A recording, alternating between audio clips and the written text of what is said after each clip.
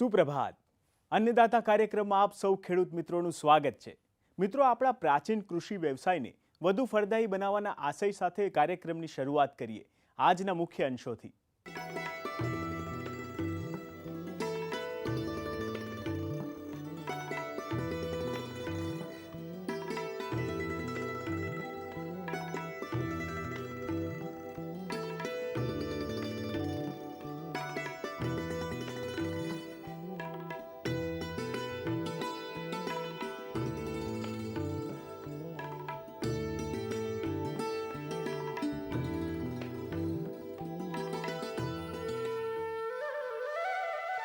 ખેડૂત મિત્રો, ધરુવાડિયું તૈયાર કરવા માટે કેટલીક અગત્યની બાબતોનું ખાસ ધ્યાન રાખવું ખૂબ જ જરૂરી બની રહે છે. જેમાં પ્રથમ છે જમીનની પસંદગી. જે જમીનમાં પાણીનો ભરાવ ન થતો હોય તેવી જમીન પસંદ કરવી. તેમજ આપણે જે ગાદી ક્યારા બનાવીએ છીએ તે જમીનથી લગભગ 4 થી 6 ઇંચ ઊંચા બનાવવા જોઈએ. તેમજ તેની લંબાઈ કે પહોળાઈની વાત કરીએ તો 1 બાય 3 મીટર એટલે કે 1 મીટર પહોળા અને 3 મીટર લાંબા ગાદી ક્યારા બનાવવા જોઈએ. તેમજ દરેક ક્યારા પછી 1 થી 2 ફૂટ જગ્યા છોડી દેવી જોઈએ, જેનાથી આપણને ખેતી કાર્યો કરવામાં તો અનુકૂળતા રહેશે જ, ઉપરાંત વધારાના પાણીનો નિકાલ માટે પણ ઉપયોગી બની રહેશે. આમ જ એક અગત્યનો મુદ્દો છે જમીનની તૈયારી. તો ધરુવાડિયું બનાવવા માટે સર્વપ્રથમ જમીનની પસંદગી કર્યા બાદ જમીનજન્ય રોગોથી બચવા માટે ટ્રાઇકોડર્મા વિરીડી 380 ગ્રામ તથા લીમડાનો ખોળ 500 ગ્રામ પ્રતિ ક્યારા દીઠ જમીનની તૈયારી કરતી વખતે સારા કોવાયેલા છાણિયા ખાતર જોડે ભેળવીને જમીનમાં આપી દેવું. તે પછી વાત આવે છે સોઇલ સોલેરાઇઝેશનની. તો પસંદ કરેલ જમીન કે ક્યારાને સમતલ કરી સારી રીતે ભીંજવીને 24 કલાક બાદ ક્યારાને ચારે બાજુ પ્લાસ્ટિકની પારદર્શક પોલિથીન લગભગ 200 ગેજની હવા ચુસ્ત લગાડવી. સામાન્ય રીતે આ ક્રિયા મે-જૂન માસમાં કરવામાં આવે છે. આ પોલિથીનને આપણે લગભગ 15 દિવસ સુધી લગાવી શકીએ છીએ. ત્યાર પછી સૌથી અગત્યની વાત છે બીજ માવજત. આ માટે આપણે 2 ગ્રામ કાર્બેન્ડાઝિમ તથા 1 ગ્રામ થાયરામ પ્રતિ કિલોગ્રામ બીજ પ્રમાણે બીજ માવજત આપીને વાવેતર કરવું. હવે વાત આવે છે બીજ દરની. તો બીજનો દર પ્રતિ હેક્ટરે આ મુજબ રાખવો.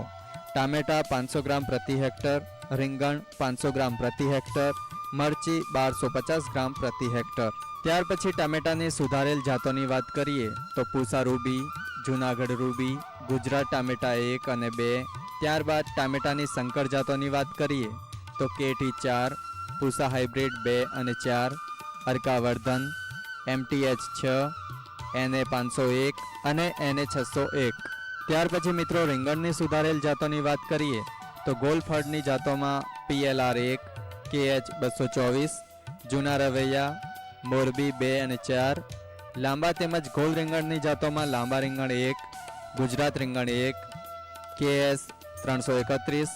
શંકર જાતોમાં ગુજરાત શંકર રીંગણ 1 અને 2, પૂસા હાઇબ્રિડ 5 અને 6 મુખ્ય જાતો છે. હવે મરચી માટેની જાતોની વાત કરીએ તો રેશમ પટ્ટા, ગુજરાત મરચી 1 અને 2, ગોલર, જ્વાલા, S39, G4 મુખ્ય જાતો છે. ખેડૂત મિત્રો, આપણે શાકભાજી પાકોની કેટલીક સુધારેલ અને સંકર જાતોની વાતો કરી. હવે વાત કરીએ ધરુવાડિયામાં રાખવાની થતી કાળજી અને તેના સંરક્ષણ વિશે. તો મિત્રો, સૌપ્રથમ આપણે જ્યાં ધરુવાડિયું તૈયાર કરીએ એ જગ્યા પૂરતા હવા ઉજાસવાળી હોય એવી જગ્યા પસંદ કરવી જોઈએ. જ્યાં વરસાદ સારો થતો હોય પણ પાણીના નિકાળની વ્યવસ્થા પણ સારી હોય તે મુખ્ય બાબત છે. ત્યારબાદ મિત્રો, બીજને હારમાં વાવવા કે જેથી નિંદામણ અને ખેતકાર્યો કરવામાં સરળતા રહે. વાવણી સમયે 2 હાર વચ્ચેનો અંતર તથા વાવણીનો અંતર જે તે પાક ઉપર આધારિત હોય છે.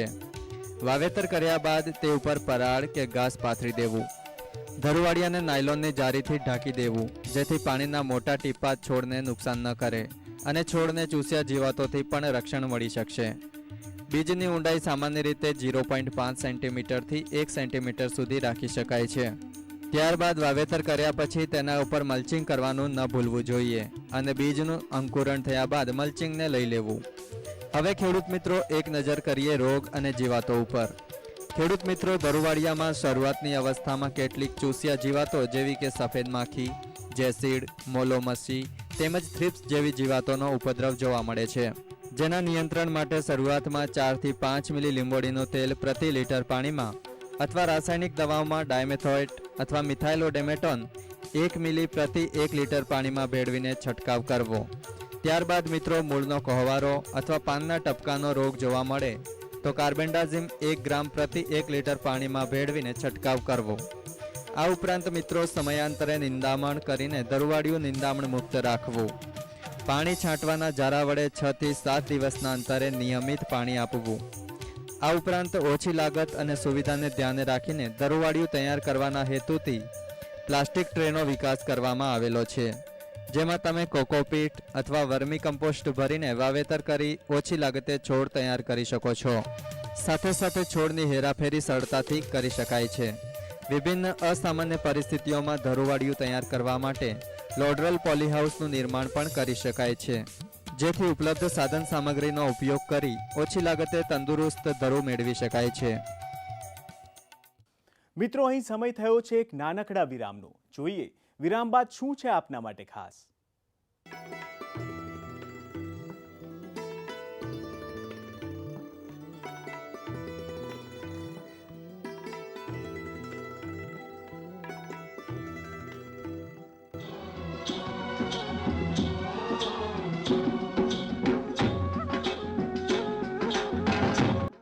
વિરામ બાદ અન્નદાતા કાર્યક્રમમાં આપ સૌનું સ્વાગત છે. હવે આગળ વધીએ અને જોઈએ કાર્યક્રમનો આગળનો ભાગ. આજે આપણે જે અળસિયાની ખાતર, આપણે વર્મી કમ્પોસ્ટ અથવા તો અળસિયાનું ખાતર વિશે આપણે જે અગત્યની બાબતો આપણે જાણીએ. ખાસ કરીને અળસિયાનું ખાતર આપણે બનાવવા માટે એક તો મુખ્ય મુદ્દો એક ખાસ કરીને અળસિયાની જે જાતો છે પસંદગી કરીને જાતો કે ઇસિના ફ્લોટિડા છે, ઇડિનસ એન્જન્સ છે, જે તેના ખોરાક જે ખાય છે એનું 3 ગણું વર્મી કમ્પોસ્ટ તરીકે એની કાસ્ટ હગાર જે બહાર પડે છે એને વર્મી કમ્પોસ્ટ ખાતર તરીકે આપણે ઓળખવામાં આવે છે. જે જગ્યાની પસંદગી ખાસ કરીને ઊંચાણવાળી જગ્યા કે જે જ્યાંથી આપણે ઊંચાણવાળી જગ્યા પસંદ કરવાની જરૂરિયાત રહે છે, કારણ કે જે ઊંચાણવાળી જગ્યા આપણે પસંદ કરીએ, અળસિયાની અંદર જે આપણે ભેજનું પ્રમાણ જાળવવાનું હોય તો પાણીનો છંટકાવ કરીએ તો વધારાનું પાણી અંદર નીકળી શકે. એક કે જ્યાં આપણે છાયાવાળી જગ્યા, કે અળસિયા સેન્સિટિવ બહુ હોય છે, કે એને એક છાયાવાળી જગ્યા આપણે જ્યાં આપણે છાયા ઉપલબ્ધ થઈ શકે એવી છાયાવાળી જગ્યા પસંદ કરવી છે. બીજું કે એને આપણે સેન્દ્રીય તત્વ અથવા તો જેનું મટીરિયલ છે, ખોરાક માટેનું જે મટીરિયલ છે એ અવેલેબલ તાત્કાલિક એની જગ્યાએ મળી શકે એવી જગ્યા આપણે ખાસ એ પસંદ કરવી. આપણી પાસે સેન્દ્રીય ખોરાક કેટલો ઉપલબ્ધ છે એના પ્રમાણમાં આપણે એનો બેડ કરવાનું જરૂરિયાત રહે છે. કે સામાન્ય રીતે ધારો કે બેડ આપણે તૈયાર કરીએ 10 બાય 1, 10 મીટર બાય 1 મીટર અને 2.5 થી 3 ફૂટ જેટલો ઊંચો. ખાસ કરીને અળસિયાની જ્યારે આપણે બેડ ભરવાનું થાય ત્યારે એના માટેના જે 4 સ્ટેપ આપણે ગણતરી આપણે ધ્યાનમાં રાખવા જોઈએ. કે શરૂઆતમાં આપણે બેડ જો તૈયાર કરવું હોય તો સિમેન્ટથી પણ પાકું કરી શકાય, અથવા તો આ જે ટાચ, ઈંટો અને ગોરાળું માટીનો ભૂકો કરી અને નીચે દબાવીને પછી આપણે આપણા ફાર્મ વેસ્ટ જે આપણે ગણીએ છીએ કે જે ઝાડપાનના પાંદડાઓ છે, કે પછી શેરડીના પાંદડા છે, કે પાલો છે, કે પછી આપણે પથારી, આપણે જે ઢોર ઢાકરની જે પથારી આપણે ઓગાટ બહાર કાઢીએ એ ઓગાટ છે, જે વસ્તુઓ આપણે નીચેના પહેલા થરમાં આપણે પાથરી અને એને અઠવાડિયા સુધી એક તૈયાર કરવાનું હોય, કે અઠવાડિયા સુધી એની વિઘટનની ગરમી એની અંદર ઓછી થાય એટલા માટે નિયમિત એને પાણીનો છંટકાવ કરી અને એના ઉપર છાણની રાબડી નાખી અને કોહવાય એટલું નરમ, મુલાયમ અને નરમ જેવું બનાવી અને પછી એને પહેલા થરમાં આપણે પાથરવામાં આવે છે. એના ઉપર બીજો થર તરીકે આપણે સેન્દ્રીય જે ખોરાક તરીકે આપણે છાણિયું ખાતર છે એ છાણિયા ખાતરને આપણે એના ઉપર જે આપણે છાણિયું ખાતર પાથરી દેવું જોઈએ. એના પછી આપણે 1 બાય 1 બાય 1.5 મીટરના પ્રમાણે 1000 થી 1500 અળસિયા એની અંદર આપણે નાખવાના આવે તો એને આપણે પૂરું સેન્દ્રીય ખાતર આપણે નાખી શકીએ. અળસિયા નાખ્યા પછી આપણો જે લીલો, જે ખાસ કરીને લીલો ચારો છે, લીલો જે કંઈ લીલા પાંદડા છે, શાકભાજીના કટિંગ છે, કે જે કંઈ વેસ્ટ મટીરિયલ વધ્યું હોય, કે જે કંઈ નિંદામણના કાંઠ છે એના ઝીણા કટિંગ કરી અને એના ઉપર આપણે 10 થી 15 સેન્ટીમીટર જેટલું આપણે એનું દળ બનાવી અને છાંટી એના ઉપર છાણની રાબ છાંટી અને એના ઉપર આપણે છેલ્લા થરમાં કોથળા, છણના કોથળા આપણે નાખી અને એના ઉપર આપણે બેડ તૈયાર કરવો છે. બેડ તૈયાર કર્યા પછી ખાસ કરીને શિયાળાની અંદર એક વખત આપણે દિવસમાં પાણીનો છંટકાવ કરવાનો રહે. સામાન્ય અળસિયાને 30થી 40 જેટલું 40 જેટલું ભેજનું પ્રમાણ જળવાઈ રહેવું જોઈએ કે જે એટલે એને સેન્સિટિવ ભેજનું એને વધારે પાણી બહુ વધારે પડતું પાણી પણ સહન નથી કરતા. માપસરના ભેજની અંદર એ જીવી શકે છે.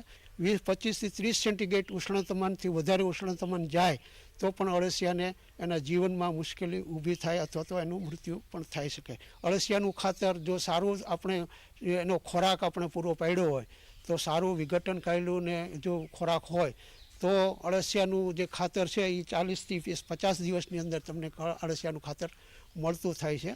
અને ખાસ કરીને અળસિયાનું ખાતર જ્યારે તૈયાર થાય તો 40થી 45 દિવસે અથવા તો 60થી 70 દિવસે ખાતર ત્યારે એને 3 કે 4 દિવસ કે 5 દિવસ સુધી એને પાણી આપવાનું બંધ કરવાથી અળસિયા જે છે ઉપર હોય એ નીચે ઉતરી જાય. પછી અળસિયાને ઉપરનો જે થર છે 10 સેન્ટીમીટરનો થર હોય એનો ભેગો કરીને ઢગલી કરી દેવાની. તો એને આપણે 12 કલાક જેટલું કે 24 કલાક જેટલું મૂકી દઈએ ઢગલાની અંદર જેટલા એના અથવા તો અળસિયા હોય જમીનમાં ઉતરી જાય. પછી એને ઉપર ભેગું કરી અને છાંયણે સૂકવી અને ચાયણીથી આપણે ચાળી અને એ અળસિયાનું ખાતર આપણે મેળવી શકીએ. 10 બાય 1નું બેડ હોય તો તમારે વર્ષે 6 વખત આપણે એને અળસિયાનું ખાતર આપણે મળી શકીએ છીએ. 1000થી 1500 કિલો જેટલું આપણે એનું અંદરથી ખાતર મેળવી શકાય છે. અત્યારે હાલમાં મેં ઉનાળાની અંદર રચકા બાજરીની ખેતી કરેલી છે. ત્યારે રચકા બાજરીની ખેતીની વાત કરીએ તો ખાવાની બાજરીની વાત આવે છે તો ખાવાની બાજરી વીઘે 40થી 50 મણનું ઉત્પાદન આવે છે. 40થી 50 મણ ઉત્પાદનની પાછળ અત્યારે ગણતરી 5થી 6 હજાર રૂપિયાનું બેનિફિટની ગણતરી મૂકીએ છીએ. લેબર બીજું કરતાં 4500 રૂપિયા નફાની ગણતરી અમે મૂકીએ છીએ. અત્યારે અમે જે ખેતી કરેલી છે રચકા બાજરીની ખેતી કરેલી છે. રચકા બાજરી પર વીઘે અમારા ત્યાં 400 મણ લીલી ઘાસ ઉતરે છે એક કટિંગમાં. એવું ટોટલી 3 કટિંગ કરીએ છીએ અને ચોથું કટિંગ અમે પકવી દઈએ છીએ. પકવી એ ખાવામાં પણ ચાલે છે અને આવતી સાલના બિયારણ માટે પણ રચકા બાજરી ચાલતી હોય છે. રચકા બાજરીની અંદર પહેલું કટિંગ કરીએ ત્યારે 350થી 400 મણ એવરેજ આવે છે. બીજા કટિંગની અંદર 400થી 450 પોણા 500 સુધી વીઘાનો એવરેજ આવે છે. ત્રીજા કટિંગમાં 350થી 400 એવરેજ આવે છે. આટલું 20 કિલો વીઘા એટલી ગણતરી વજન આવે. જ્યારે માર્કેટની વાત આવે છે તો એનું 12થી 16 રૂપિયા સુધીનું માર્કેટ જળવાઈ રહેતું હોય છે. ક્યારેક 20 રૂપિયા બી જતું હોય છે, ક્યારેક 16 જતું હોય, ક્યારેક 15 બી. આ સાલનું 15 રૂપિયા માર્કેટ જળવાઈ રહ્યું છે. અમારા બે કટિંગ અત્યારે પૂરા થઈ ગયા છે. 2 કટિંગની અંદર અમને વીઘે અત્યારે 750થી 800 મણનું એવરેજ ઓલરેડી આવી રહ્યું છે. જ્યારે 15 રૂપિયાની ગણતરી અમને સરેરાશ ચોખ્ખો નફો અત્યારે બેસે છે. તો 15 રૂપિયાની ગણતરી મૂકીએ તો અત્યારે 12,000 રૂપિયા પર વીઘે અમને છેલ્લા 3.5 મહિનાની અંદર બેનિફિટ મળ્યો છે. પરંતુ છેલ્લા 5 વર્ષથી રચકા બાજરી કરું છું અને આજુબાજુની જે સંસ્થાઓ છે, ગૌશાળાઓ છે એમાં અમે અહીંથી પહોંચાડીએ છીએ અને અમને રચકા બાજરીથી ખાવાની બાજરી કરતો રચકા બાજરી અમને સારો બેનિફિટ. બીજા નંબરની અંદર જ્યારે કટિંગ કરવાની વાત આવે છે તો કટિંગમાં અત્યારે અમે લોકો રીપર મશીન વસાવી દીધું છે. જે રીપર મશીન ઓટોમેટિક ઘાસ કાપી નાખે છે અને એક બાજુ સાઈડમાં પાથરા કરી દે છે. જ્યારે 35થી 40 મજૂરોનું એક મશીન એ કામ કરી બતાવે છે. એમાં આગળના ભાગમાં રીપર જોઈન્ટ કરેલું હોય છે અને તેને એક વ્યક્તિ ચલાવી અને ડાંગર, ઘઉં એવા પાકો જે કાપવા માટે ખૂબ જ ઉપયોગી થાય છે. આવા મશીનો જે મિની રીપર છે એમાં જે પાવર ટીલર ઓપરેટર ટાઈપના મશીન છે એવા જે મિની રીપર છે તેની કોસ્ટ એટલે જેની કિંમત છે તે લગભગ 40,000થી માંડી અને 70,000 સુધીની કિંમત છે. જેમાં આપણે હાથે જ ચલાવી શકીએ અને ડીઝલ નાખી અને તમે ચલાવી શકો. અને મોટા જે રીપર છે એમાં તો ફક્ત રીપરનો ભાગ જ આવે છે આગળ લગાવવાનો ટ્રેક્ટરમાં અને ટ્રેક્ટર માઉન્ટેડ છે. એટલે એની કિંમત 80-85 હજાર રૂપિયા છે અને એમાં 6 થી 7 ચાસ તમે એક સાથે કાપતા જાઓ છો. હવે આવા જે રીપરો છે એમાં તમે ઓછામાં ઓછા 1 ચાસથી માંડી અને 6 ચાસ એક સાથે કપાતા જાય અને એક બાજુની સાઈડમાં એના પાથરા થતા જાય. એટલે પાથરા આપણે એમ કે એક સાથે ભેગું થતું જાય એ રીતની આમાં મશીનરી ફિટ કરવામાં આવી છે. એટલે હવે આની અંદર જે રીપરમાં ઉપયોગમાં લેવામાં આવેલી વસ્તુઓ છે તેમાં તમને ડિટેલમાં વાત કરું તો ઊંડાણપૂર્વક જઈએ તો સૌ પ્રથમ આની અંદર આગળના ભાગે રીપરમાં આગળના ભાગે નોબ આપેલા છે, અણીવાળા નોબ. આ નોબ છે તે આપણે જે કોઈ પણ પાકની અંદર ચલાવતા હોય તે પાકની અંદર આગળ રસ્તો બનાવતું જાય છે. એટલે રસ્તો બનાવતું જાય એટલે શું છે કે કોઈ પાક આડો પડી ગયેલો હોય તો તેને એની નીચેથી આ નોબ પસાર થાય તો એને થોડાક વ્યવસ્થિત કટરની સાથે પાકના જે થડ છે તે આવી જાય એ રીતે રસ્તો બનાવેલો છે. પછી ઉપાડીને ભરવાની જ વાત આવે છે તો ભરવાની વાત આવે તો 7 મજૂરો એને ગાડી લોડ 10 ટનની કરી દે છે 4 કલાકની અંદર. એ પણ અમને ફાયદો મળે છે. મિત્રો, અહીં લઈશું વધુ એક વિરામ. વિરામ બાદ પણ તમારા માટે છે કંઈક ખાસ. જોવા માટે બન્યા રહો અમારી સાથે.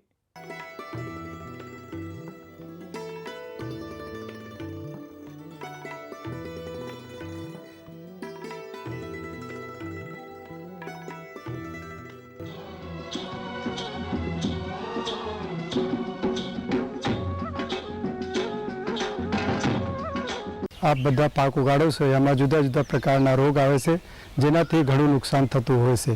એવા રોગોને અટકાવવા માટે આપણે ફૂગનાશક દવાઓનો ઉપયોગ કરીએ છીએ.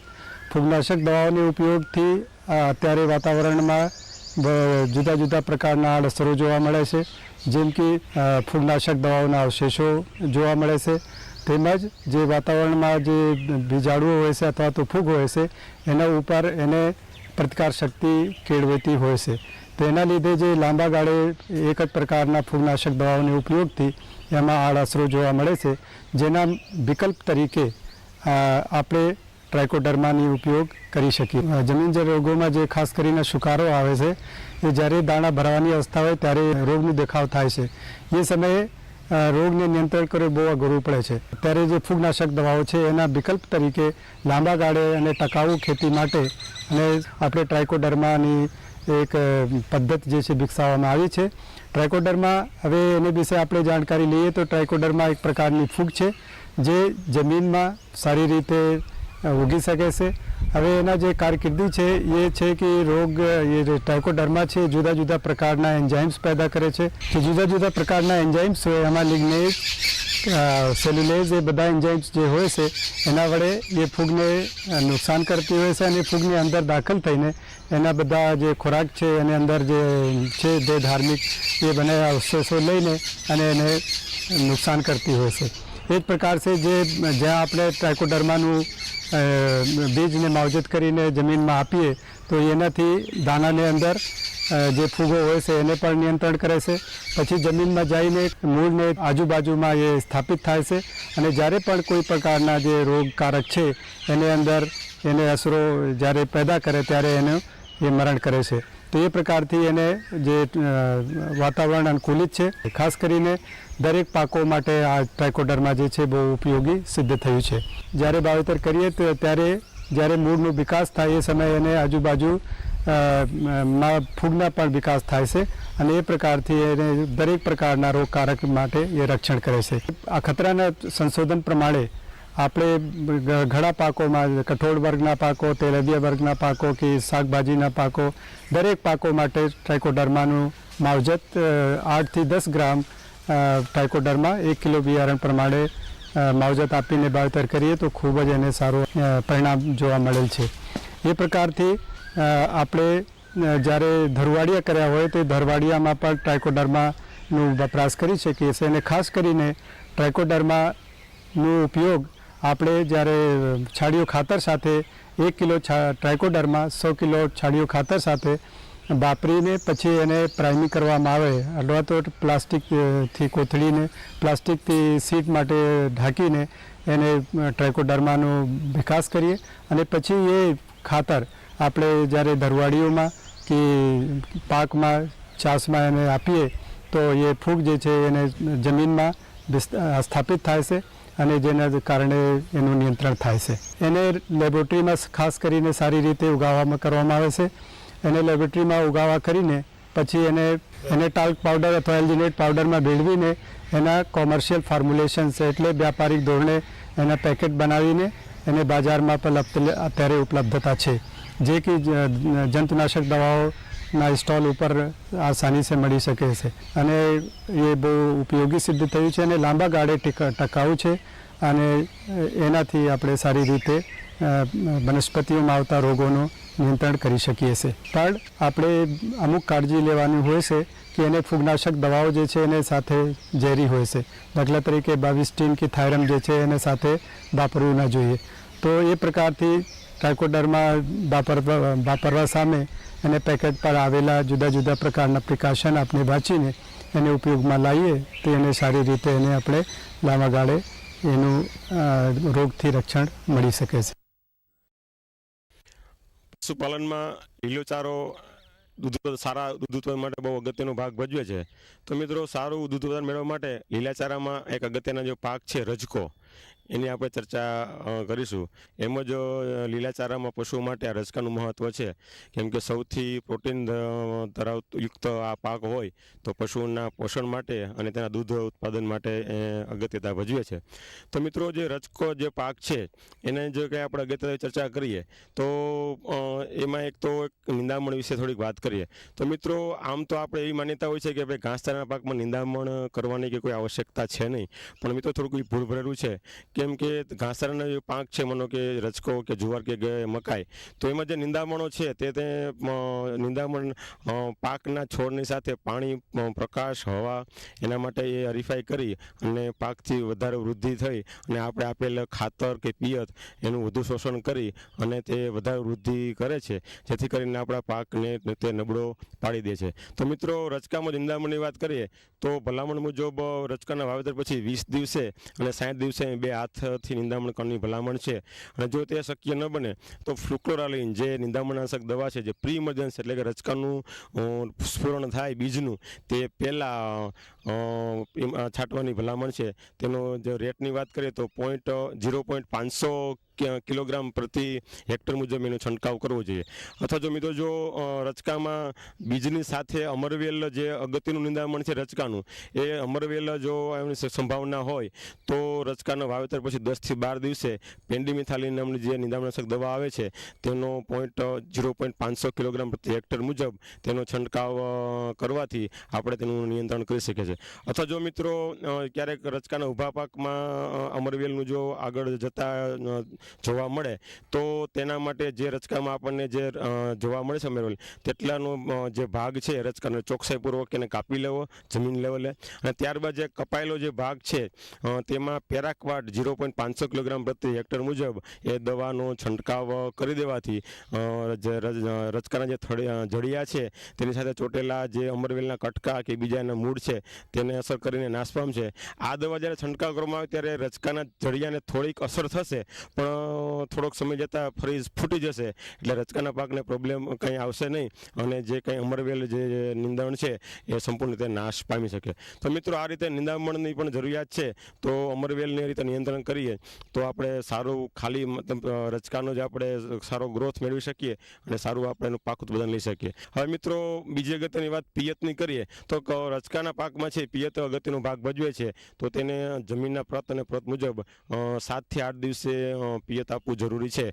અને આપણે શિયાળા દરમિયાન રચકાનું જો આપણે વાત કરીએ કાપણીની, તો આપણે સારી રીતે જો એને પિયત અને ખાતર આપેલા હોય તો આપણે સારું ઉત્પાદન મેળવી શકીએ અને આખી સિઝન દરમિયાન 7 થી 8 આપણે એની કાપણી લઈ શકીએ છીએ. તો આ પ્રમાણે જો આપણે ચર્ચા કરીએ રીતે નિંદણ નિયંત્રણ, પિયત વ્યવસ્થા એ પ્રમાણે જેનું આપણે અનુકરણ કરીએ તો આપણે રચકાનું સારું ઉત્પાદન પ્રતિ હેક્ટર મેળવી અને આપણા પશુઓને સારી ગુણવત્તાવાળો લીલો ચારો આપી અને આપણે દૂધ ઉત્પાદનમાં જે કાંઈ ક્ષતિઓ છે તેને દૂર કરી અને સારું ઉત્પાદન મેળવી શકીએ છીએ.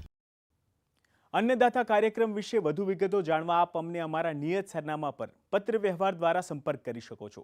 અન્નદાતા, News 18 Gujarati, A101, Commerce House 5, Corporate Road, Prahladnagar, Ahmedabad 380051.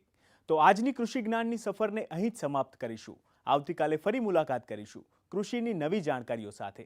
ત્યાં સુધી મને આપશો રજા. નમસ્કાર.